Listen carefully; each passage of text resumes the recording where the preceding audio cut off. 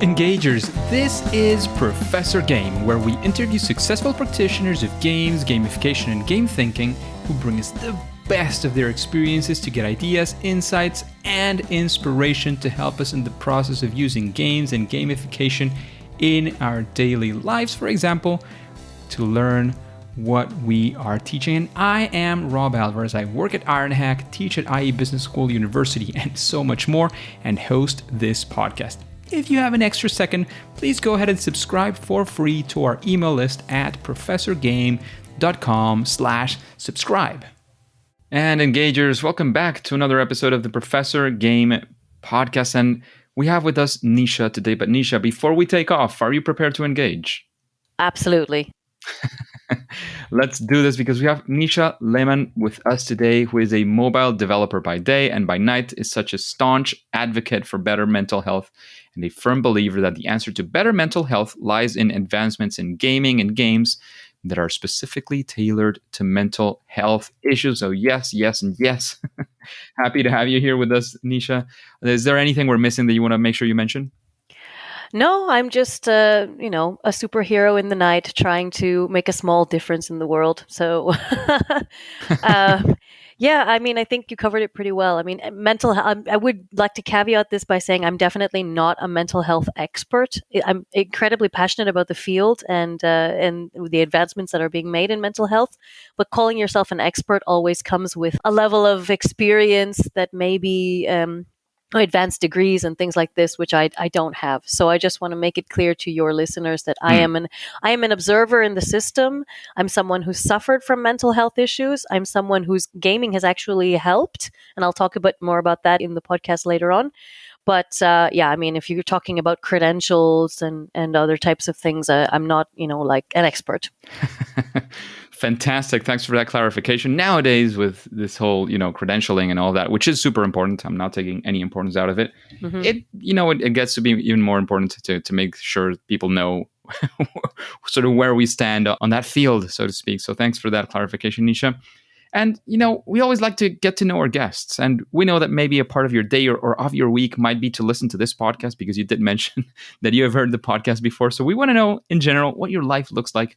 What are the days composed of, or maybe the nights as well, if you're working on your gaming during the nights. We want to be there with you. We want to feel what it feels to be Nisha nowadays. Well, it's an interesting question. I am a parent of a toddler, in addition to taking on new responsibilities with parenting, having a full-time job. It doesn't leave a lot of time for games, to be perfectly transparent, which is why I think the word gamer for me is like someone who's really dedicated to games, and I'm incredibly passionate about games, the development of games, especially games that can do good. But I don't have a lot of time to just sit and play. I do like to play games just to unwind or to allow my brain to kind of de-stress or decompress after a really hard day. I find myself looking to games more in those more stressful situations, I would say.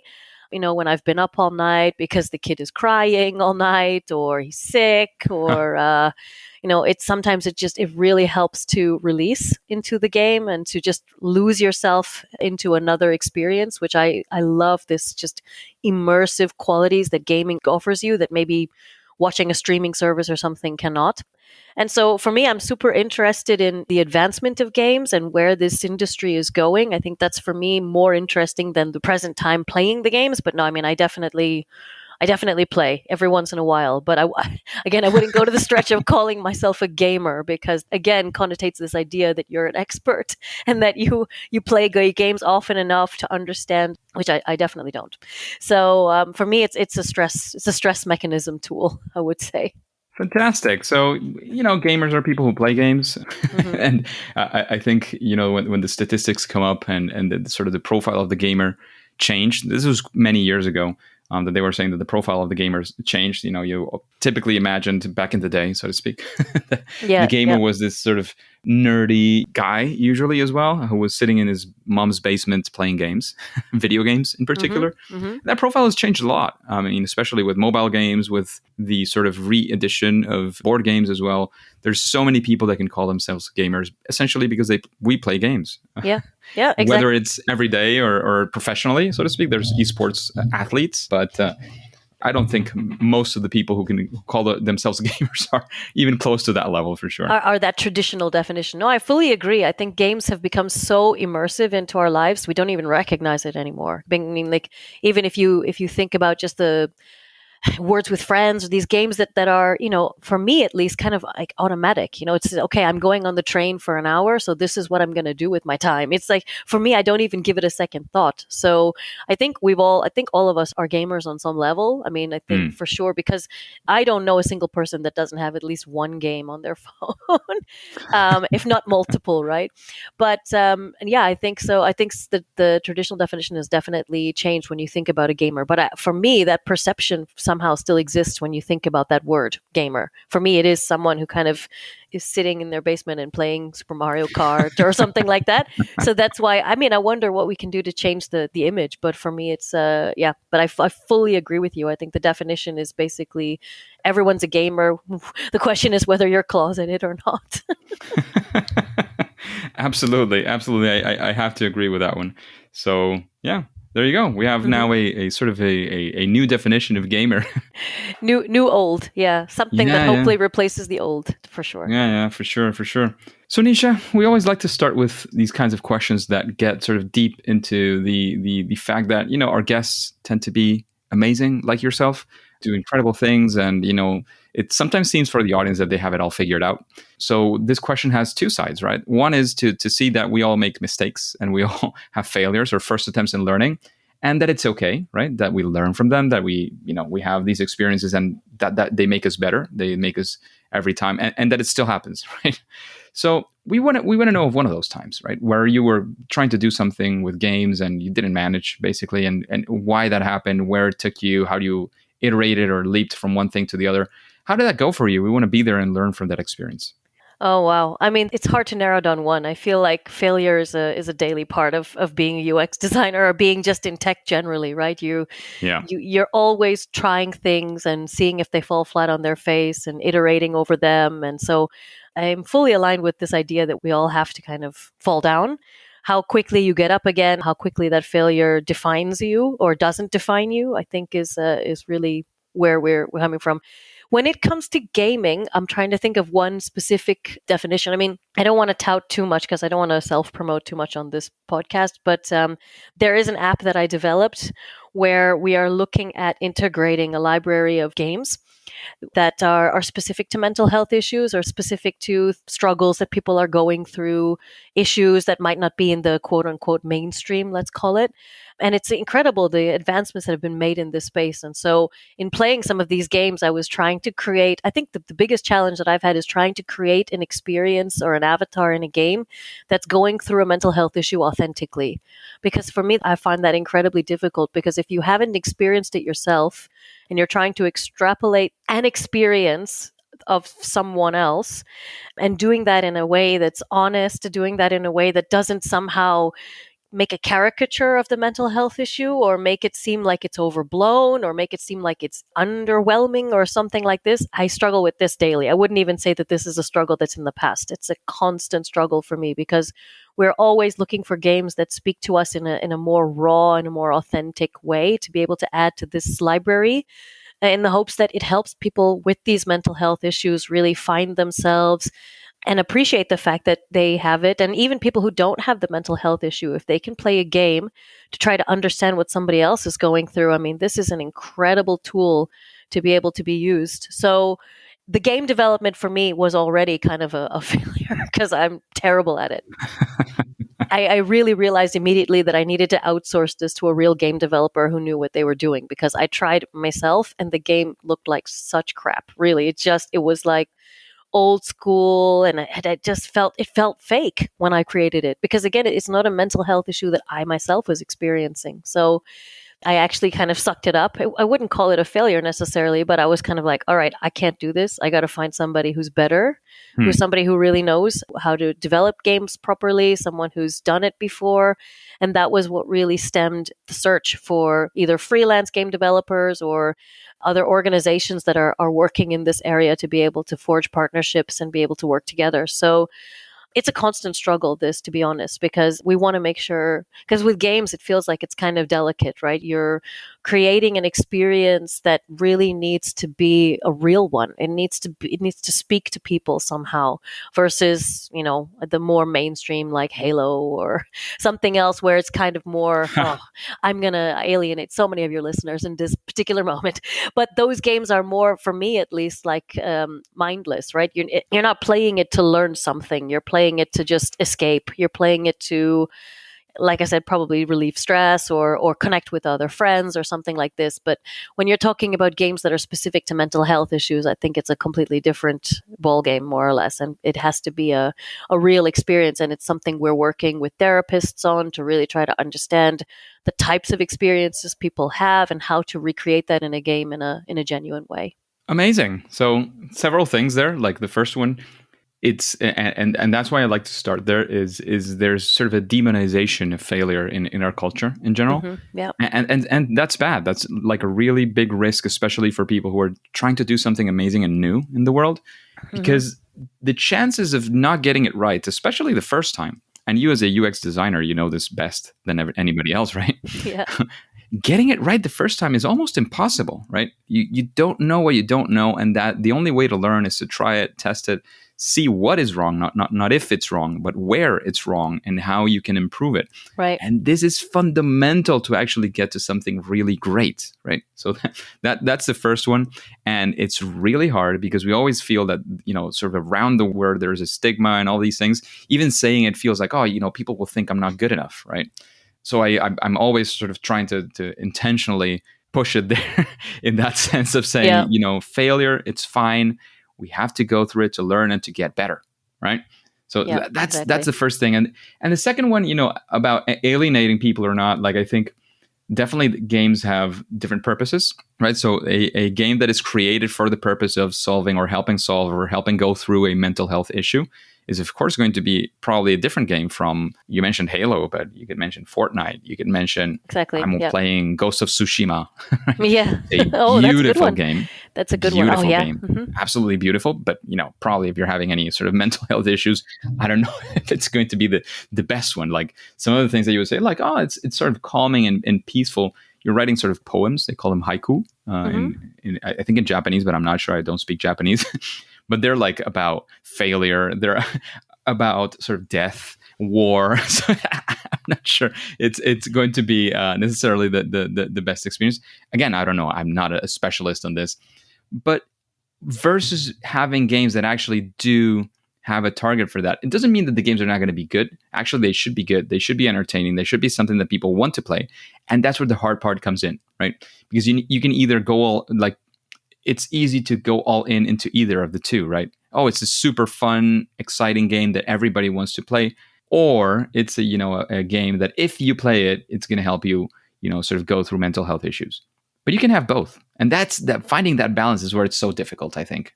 Am I right? Am I getting... Yep, you're absolutely right on. Absolutely right on. And I mean, it's so funny you mentioned this kind of binary look at games, Of course, we create games for different purposes, for entertainment or for immersion or for stress relief, or like I said, addressing a specific mental health issue.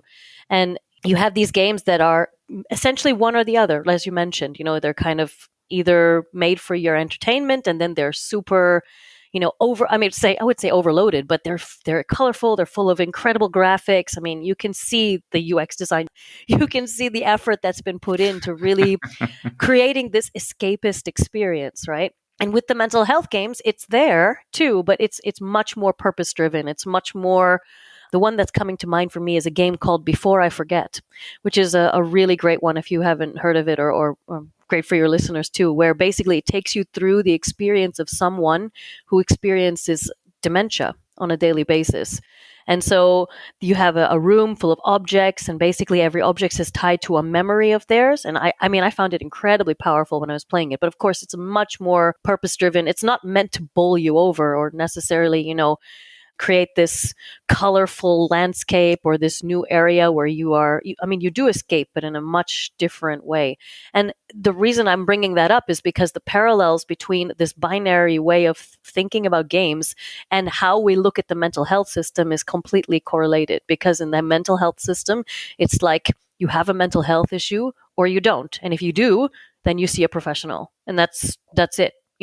it's like limited to this very small spectrum where, and that's what we need to, I think, bear in mind is the gaming industry, in addition to the mental health system process, whatever you want to call it, it's a spectrum. You can be anywhere on it. And so creating games that are, yes, addressing mental health issues, but in a creative way, or in a way that also gives you this immersive experience where you can maybe it's not healthy for you to continually experience the mental health crisis you're having in a game. Maybe it is more of a therapeutic for you to really just have this escapist experience where you can leave the pain behind you and just do something completely different, write haikus or walk through the forest or whatever that might be, right? So I think we have to also think about games and the mental health system in the same way, in that, we're all multifaceted individuals and we're not defined by one particular thing. And so you're going to fall on the spectrum between these two extremes, and trying to create games that speak to the different points on the spectrum is an ongoing challenge, I would say, but a fun one to undertake, to try to see if you can reach an audience you never thought you could. Amazing. So many thoughts there. So I don't want to sort of pour through necessarily all of them, but I do want to take a spin on this, because you've been talking about how you sort of look to address these mental health issues through gaming, how you had your experience or first fail in that sense.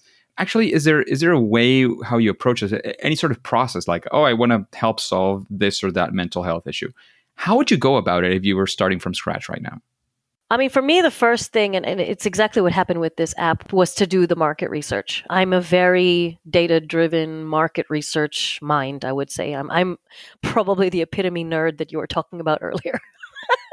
So I would start with Google searching. I would see what already exists on the market to try to see if either that solution could be repurposed. I think it's because I've been working in tech for as long as I have. Creating something completely fundamentally from scratch is a kind of a rare thing. There's usually some platform or some foundation that already exists, but maybe it's missing the functionality, or it's missing, the different requirements that you are particularly looking for. And it can be, an add-on, or it can be an enhancement down the road, more or less. I mean, that's just my way of thinking. I don't know about that many things that were completely started from scratch, at least not in the last 10 years. So I started with the market research. For me, it's always Googling, trying to find out, okay, I'm looking for a platform that connects me to other people that are struggling with mental health issues, but that completely anonymizes me. I don't want people to know my name, to know my gender, to know my ethnicity, to know I mean, we are just two people struggling from PTSD, or we are two people struggling with substance abuse, or we're two people struggling with imposter syndrome, or whatever it might be. And that's it. That for me, that's the baseline of the conversation, because the conversation changes fundamentally the more you know about someone. That's where the stigma comes in. That's where you can start the judgments, stuff that doesn't help you address your mental health issue. Let's put it that way. So for me, it needed to be completely anonymous, and it needed to be affordable, because right now, if you have a mental health issue and you can't afford to see a therapist, you're just screwed. Sorry, my French, but you're screwed. There's not really a lot in the way of other things you can do that you can actually afford. And therapy is not cheap. It's a long-term commitment. I don't have to say this to your users probably, but it's not for everyone too, right? And forcing everyone into a box for that kind of help makes no sense when you're talking about such a dynamic space. And so I did market research for the first 3 months, and I really took my time, because I thought for sure I must be missing something, right? This for me is not some breakthrough aha idea that is, I had this epiphany moment. I mean, for me, it's like, okay, we have social media platforms that connect us, where we can share videos of cats dancing. We can share videos of ourselves dancing. But when we want to have conversations with each other on a deeper level, where's that, right? Where's the ability to do that in a way that's protecting your identity, in a way that, you can really seek out help, not necessarily from a professional, but from someone else like you, someone else who's going through the same thing. And so for me, most of the projects and the undertakings I've done have come out of a need. You search in the market, you can't find something that meets the requirements. Maybe there's a foundation, but not much more. And so you think, well, that's ridiculous. We live in a society where you have, thousands of choices for just about everything else. why here is there such a lack of options? And so that's really for me what stems the creative process, and trying to think about, okay, well, if this doesn't exist, how can I create it in a way that is efficient, in a way that is helping the most people and getting it out the door as soon as possible too, because obviously we're already behind. Definitely are. There's so much we can explore, and I think it's kind of in one of those. Have you heard of the infinite game? The games that sort of are never ending in a way. Mm-hmm. Yeah. Mm-hmm. I think this is an infinite game in many ways. I don't think there's a sort of a final solution to health, No, mental no. health, you name it. I think it's just an evolution of, we solve this problem and we find this new one, right? But it still means that once we solve this problem, people's lives are going to be better, but they're never going to be perfect, and that's fine. Yep, that's the problem. I mean, it's so different from our physical health, where you can really see the progress of a bone healing, or because you have X-rays, you can see it, right? Whereas with mental health, it's so difficult to diagnose, it's so difficult to recognize, because it's completely invisible, and it can come in the weirdest form you can imagine. It can be something, related to work or related to home, or it's like they all kind of bleed into each other, and then they build on each other to create even more dangerous mental health issues, right? Suicidal thoughts, or like I said, substance abuse related problems, or whatever it is. Trauma is just, it's really the worst because it's so difficult, and no, there's no one experience that is exactly the same as someone else's.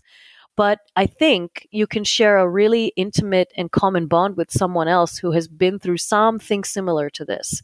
And that's again where I think gaming is incredibly powerful, because these commonalities have power in them. And if they can be captured in a game that can speak to people, specifically people who have been through this experience, and do it in a way that doesn't shy away from the rawness of the experience, right? The trauma of the experience. It doesn't sugarcoat it. It doesn't make it look like it was something that, it wasn't that big a deal, right? No, it's a big deal if you're going through trauma, and there's no need to brush it under the rug. So if it can be created and captured and portrayed in a way that's genuine to a real experience, I think it could have incredible impact in healing, because it allows you then to essentially experience that emotion or those feelings without necessarily having to relive it, because you're separated from the experience somehow through this avatar, through this kind of platform. And so and the problem with trauma generally is that you constantly feel like you're reliving it. Like you constantly feel like it's happening to you over and over and over again, which is so detrimental for your mental health. And so I think by creating this boundary, this barrier between yourself and an avatar that might be experiencing it, it could be a whole new way to look at the trauma objectively and really assess it and process it in a way that, you're subtracted from the equation somehow. And, again, if you don't have to relive it every time, that's already a huge step forward in better mental health. Sounds like it. Again, as a non-expert, it sounds exactly like a very reasonable way of approaching this whole thing. Well, thank you. Just a quick break before we continue. Are you enjoying this podcast? If you're listening through a podcasting app, please subscribe and rate us on the app. This will be of great help to reach more engagers so we can change the world together through gamification. So Nisha, we've been talking about mental health, about gaming and all these things. Would you say that there's some sort of best practice? And again, I want to be as broad as possible here, because there could be so many different things, but whatever you want to go for, a best practice, something that, at least would help in a way that could be related to mental health and gaming. Yeah. So, a couple of things are coming to mind. Thank you for this question. I think it's so much easier said than done, what I'm about to say. So take it with a grain of salt as well. But I think one of the big things about mental health is it's really difficult to talk about your mental health issue. I think more often than not, it's something we feel like we can ignore and we can push to the back of our minds, and it will go away by itself. And it's so toxic. It creates, even worse festering thoughts. I'm trying to think of an analogy that makes sense. Like, it's almost to me like leaving a wound open because you can't, afford to get it treated somehow, and letting it open, letting it fester, letting it get worse and worse until it becomes so gangrenous that you have to kind of amputate your whole leg, right? I think the best thing we can do is get it out in the open, because the more you internalize these issues, the more it eats at you like a kind of a cancer of some kind. And so talking about these issues with whomever it is, right? And I am not the person to tell you who is the best person to talk to. It could be a therapist, it could be your family, if you have that kind of relationship with your family, it could be your friends, it could be, this peer network where you're talking to others that have experienced something like that, right?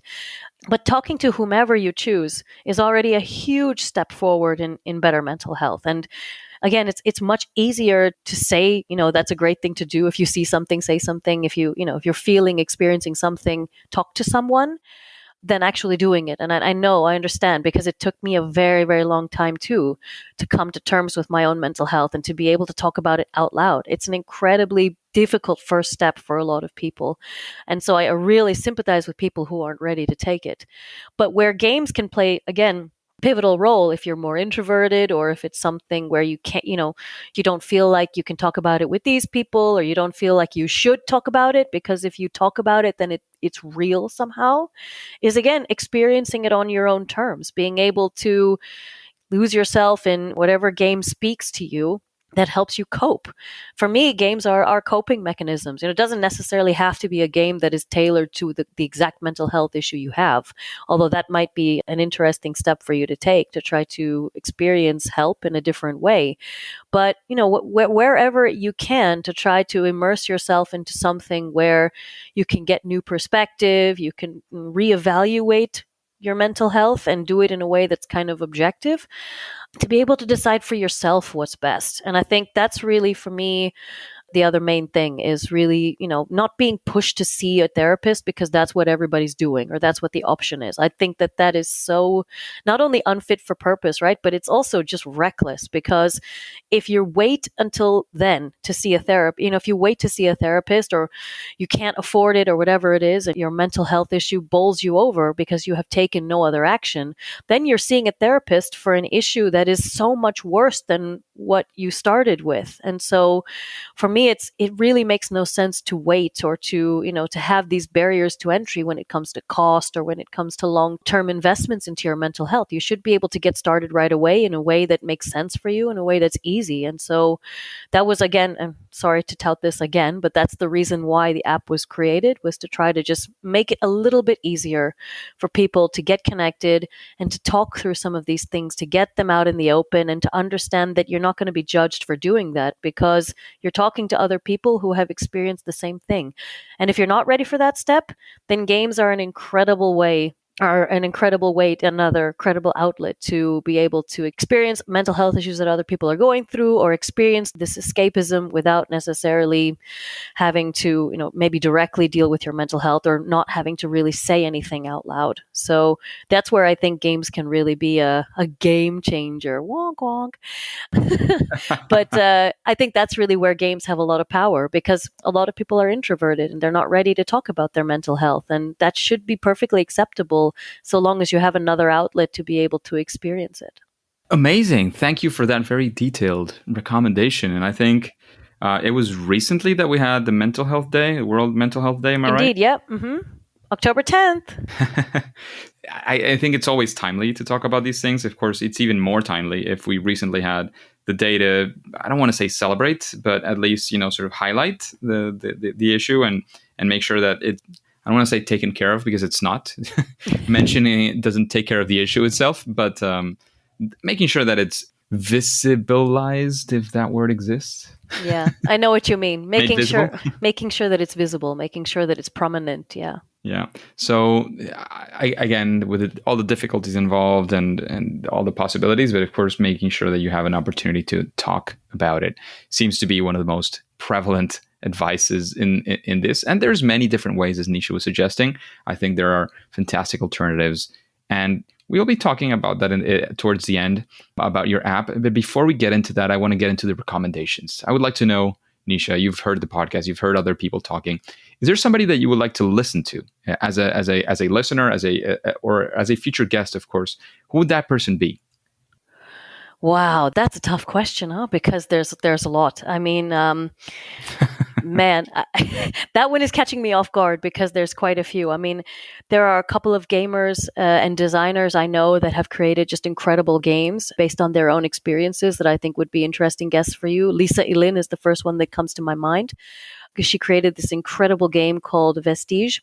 And it's also about grief and loss, especially losing someone like completely unexpectedly, call it. I mean, I guess that's the nature of loss, is that it is kind of unexpected, but this is really almost on a traumatic level, and the avatar is going through different levels. I mean, there's so many. There's so many gamers that are doing incredible work. I'd have to send you a list of them to have on your show. I mean, but also I think it would be interesting if you have the access to be able to talk to the head of EA or to the head of Sony or something like this to really understand where mental health is on the agenda for mainstream games too, because the people who are creating the games that are speaking to mental health are, I mean, they're very niche and they're very bespoke, and they're creating games because they're dealing with their own trauma, more or less. And how to take those experiences and make them mainstream and accessible on the Xbox or on the PlayStation or something like that would be a super interesting conversation. But I don't know if it's anywhere on the spectrum of scope when it comes to what Nintendo, Sony, the big game makers and the big companies are doing. So maybe even have, being able to have the conversations with the big wigs, as they're called in gaming, to be able to understand, how do they feel about mental health? Is it even something that's a blip on the radar when it comes to creating games that can support better mental health? Might be interesting. Sounds like an amazing recommendation. And let's sort of keep in that area of recommendations. Is there a book that you recommend the engagers? And of course, why would you recommend that book in particular? Man, it's funny. I listen to most of the books now. So I'm trying to think of like a physical book, and I'm like, oh, but that's an audiobook. That's an audiobook. That's an audiobook. Audiobooks are books as well. It's true. I know, but it's like the last time I picked up a physical book.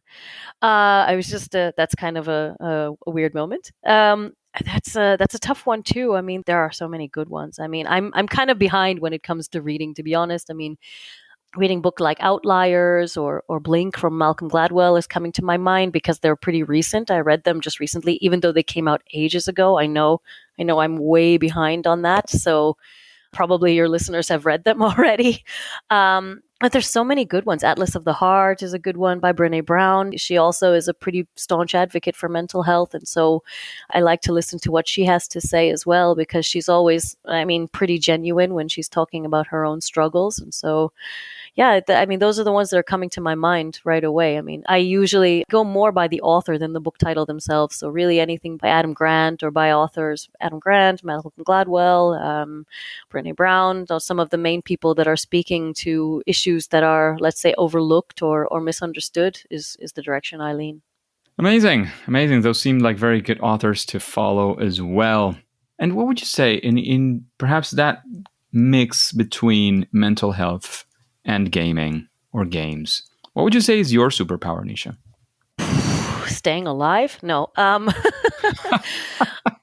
Oh, geez, that's really hard. I don't know. I hate to think about myself as doing anything special because I feel like what I'm doing is just necessary.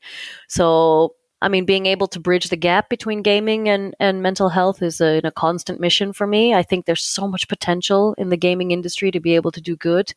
There's potential in every industry to be able to do good, but really in the gaming industry, I see it more specifically when it comes to mental health. I think my let's say ideal superpower, I probably don't even have it yet, but what I'm working toward is really being able to connect people with different experiences to be able to talk about things they wouldn't normally. It's easy to connect with people you already have things in common with. It's already, it's easy to be able to talk superficially or on a high level about things, but to really be able to have deep, meaningful conversations with strangers or with people that share a common experience with you, being able to set up a platform where you're protected to do that. I think that's being able to connect people and share experiences so you can learn from one another and hopefully not repeat the same mistakes over again. For me, that's the superpower I'm working toward. I wouldn't say I have it yet, but I'm hopefully on the road to get there. Amazing. Working to get that is definitely a worthy pursuit. So, Nisha, what would you say is your favorite game? Oh, man, I knew you were going to ask me that. It's so hard. It's so hard because I have so many. So I'm really like I love Halo. I love it. I mean, it's one of the games that it's like my go-to thing when I'm having a bad day or full of stress. I really enjoy playing Halo, and it's probably outdated to many of your many of your listeners, but I really enjoy playing Halo because it's also a way to connect with others and escape just whatever you're going through, right? Through really, really immersive, incredibly created landscapes, and I love Halo. It's for me one of my absolute favorites. From a mental health standpoint, I mean, the one game I mentioned a few, and I'm really happy to mention more. I think it would be super interesting for your users. Sorry, is I mentioned already Prestige. I already mentioned. There's another really good one called Florence. If you've never heard of it, that was the one that really put me onto this idea that there could be some real potential here.